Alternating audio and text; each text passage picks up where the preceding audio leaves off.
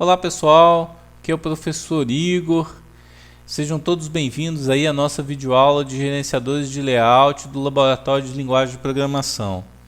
Bem, como a gente pode ver, a gente vai falar um pouco sobre gerenciadores de layout, né, que tem na verdade a função de definir qual o layout que um componente gráfico vai ter dentro da interface, né? Pode ser um panel, né, ou um frame.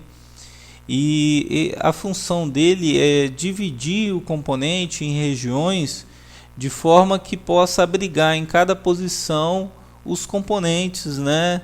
Os outros componentes que vão estar dentro desses containers que são o painel e o frame. Então vamos lá, eu fiz um exemplo no Java lá para a gente poder tá visualizando. Primeiramente, eu criei o nosso projeto e dentro desse projeto eu criei um array de 20 botões, né? Então eu criei aqui, né, botões, um array, e aqui eu criei 20 botões. Beleza, esse array tem 20 posições de botões. Logo em seguida eu criei um frame, que é um formulário, né, que é o que a gente vai usar para fazer os testes. Setei o tamanho, né, para ele parecer centralizado, o título. E logo em seguida aqui a gente está na verdade dando new nos botões, né? E a descrição vai ficar botão 0, 1, 2, 3, 4. E aqui eu adiciono ele dentro do formulário. Bem, feito isso, gente, a gente vai selecionar qual é o padrão de layout, né? Qual é o gerenciador de layout que a gente vai estar utilizando, né? Então o gerenciador de layout que a gente vai utilizar primeiro vai ser o Flow Layout. Esse Flow Layout ele tem 3 parâmetros, sendo que o primeiro parâmetro é o tipo de alinhamento que a gente vai estar utilizando. A gente tem o alinhamento à esquerda, o alinhamento centralizado e o alinhamento à direita. E aqui a gente tem o espaçamento horizontal dos componentes, né? Que é a distância que os componentes vão ficar na horizontal e a distância que eles vão ficar na vertical. Vou executar aqui primeiro com o alinhamento à esquerda para a gente ver como que vai ser essa distribuição, né? Então, como a gente pode ver, como a distribuição dos componentes ele está sendo feita à esquerda, os meus componentes sempre vai ser alinhado a partir da nossa esquerda, beleza? Como a gente pode ver, à medida que eu movimento a borda do frame, ele vai reposicionando os botões, né? Isso é bem interessante, dependendo da situação que a gente for tá fazendo. Eu vou modificar isso daqui para centralizado e vou executar de novo, né? Então, como a gente pode ver aqui agora, a divisão dos componentes, como ele vai se distribuindo sempre no centro, né? E por último a gente vai ver a posição, né, começando a partir da direita, né, que é o centralizamento, que é posicionar à direita. Conforme a gente vai vendo, ele movimenta o grid aqui, ele sempre vai colocando sempre à direita. Beleza? Bem, só para a gente visualizar melhor, vamos aumentar o espaçamento aqui, ó, de 10, vou aumentar bastante para 100, o espaçamento na horizontal. Como a gente vai poder ver aqui, ó, ele mantém esse espaço aqui entre os componentes, né? Sempre da mesma forma, né? Ok? Então ele sempre vai fazer o espaçamento. Mas como a gente pode ver, ó, o na vertical continua o mesmo. Vamos alterar esse espaçamento para 100 também, para a gente ver como é que ele vai fazer a criação, né? Ó, aí beleza, né? Ó, criou sempre o espaçamento de 100, né? Ó, entre os componentes. Sempre vai manter esse espaçamento. À medida que a gente vai reposicionando, como a gente deixou aqui ele no 2, né? Ele está sempre posicionando da direita para a esquerda, né? Então, para a gente entender melhor. Beleza, esse daí é o Flow Layout. Bem, outro gerenciador de layout interessante é o Grid Layout. Esse Grid Layout, ele posiciona como se fosse realmente um grid, né? Eu vou colocar aqui, por exemplo, os parâmetros dele. O primeiro parâmetro informa o número de colunas, né? Que está aqui até no exemplo abaixo. Número de linhas. O segundo parâmetro é o número de colunas. E o terceiro e o quarto é o espaçamento horizontal e vertical, da mesma forma que no componente anterior. Bem, eu coloquei aqui 2 e 5, né? Vai criar duas linhas por 5 colunas e vamos ver como é que o grid vai ser montado. Bem, como a gente pode ver, ó, duas linhas, né, por 5 colunas. Interessante que à medida que a gente redimensiona, né, ele já ainda mantém na posição, né? É bem interessante vocês imaginarem o seguinte: às vezes, professor, eu nunca vou montar um frame com todo preenchido com botão. Primeiro, a gente pode ter essa necessidade. Segundo, vamos imaginar não só um frame, mas vamos imaginar também um painel que a gente vai montar, por exemplo, uma calculadora, né?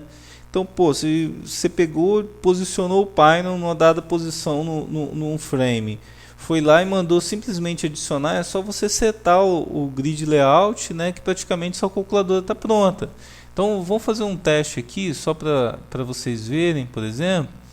Vamos tirar aqui esse botão, vamos colocar só um espaçozinho e vamos fazer como se fosse o grid, como se fosse uma calculadora. A calculadora eu vou colocar 3 por 4 aqui e vou mandar executar para a gente ver como é que vai ficar.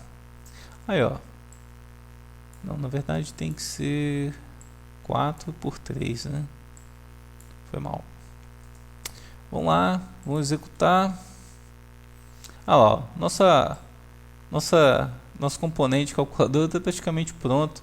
Então, assim, algumas situações pode ser bastante interessante a gente utilizar, né, o nosso grid layout aí.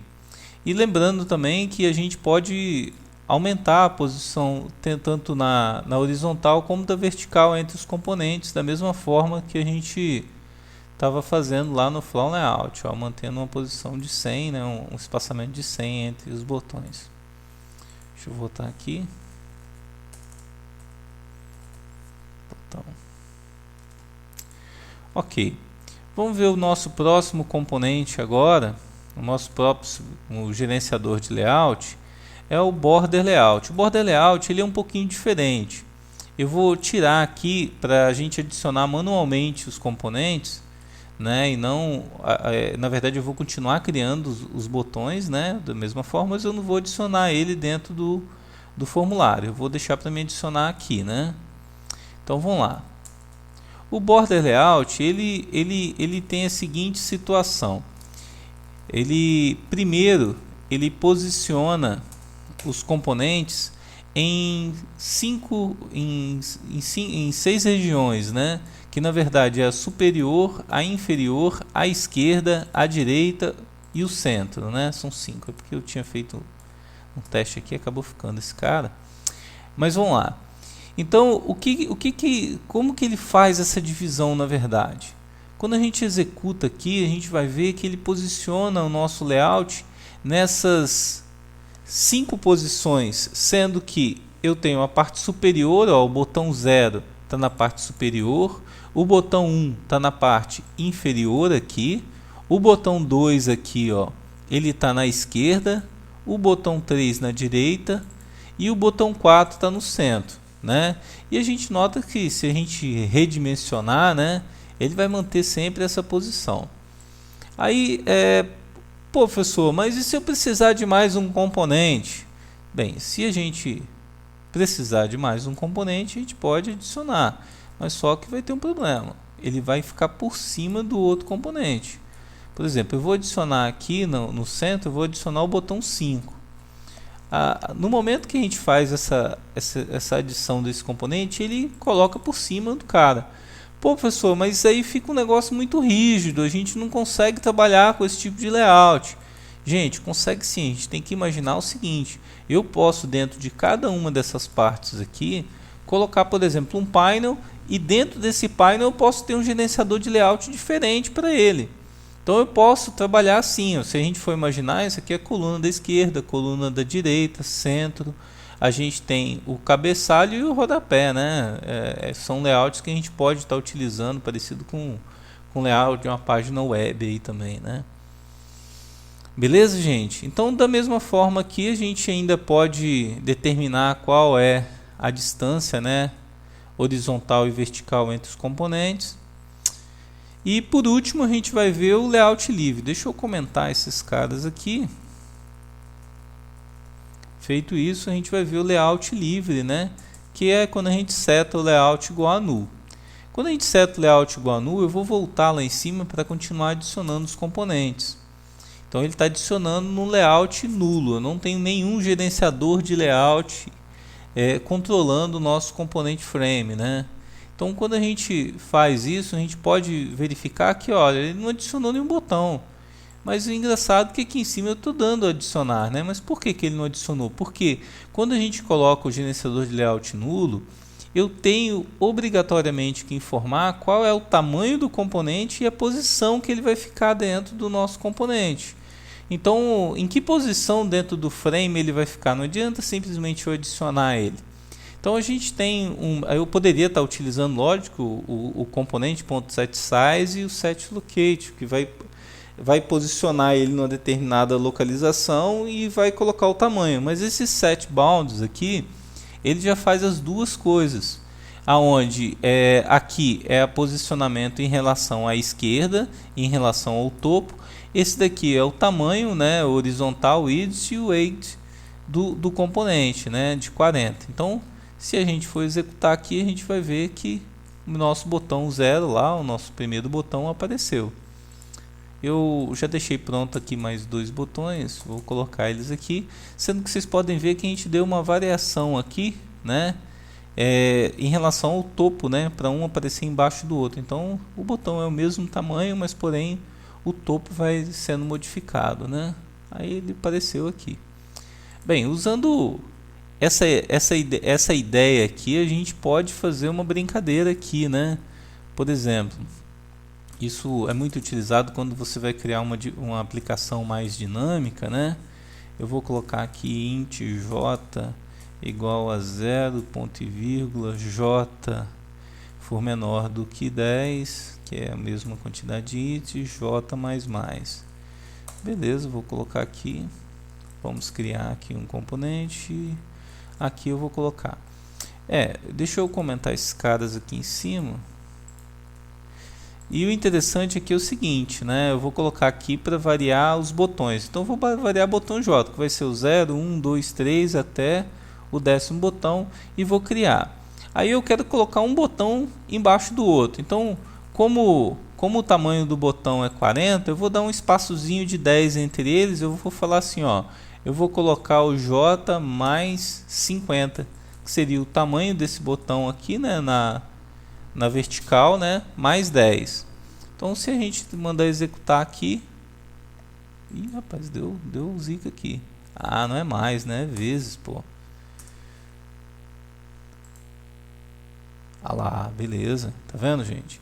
Então automaticamente ele já posiciona os botões, tá vendo, na horizontal. É bem mais rápido que fazer manual, né? Então a gente pode também, professor, eu queria colocar esses botões em cima aqui, ó, na vertical.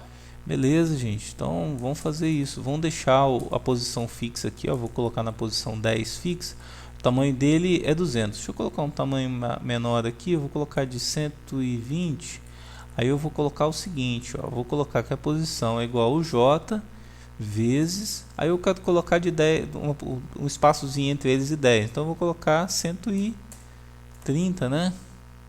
Aí eu vou executar aqui e vamos ver como é que vai ficar, ó. Olha lá, os nossos botãozinhos foi criado um do lado do outro também, né? Professor, eu quero criar uma bagunça, fazer uma escadinha. Então vamos fazer uma escadinha aqui, ó. J vezes 50. Vamos fazer uma escadinha lá, ó. Olha lá, beleza?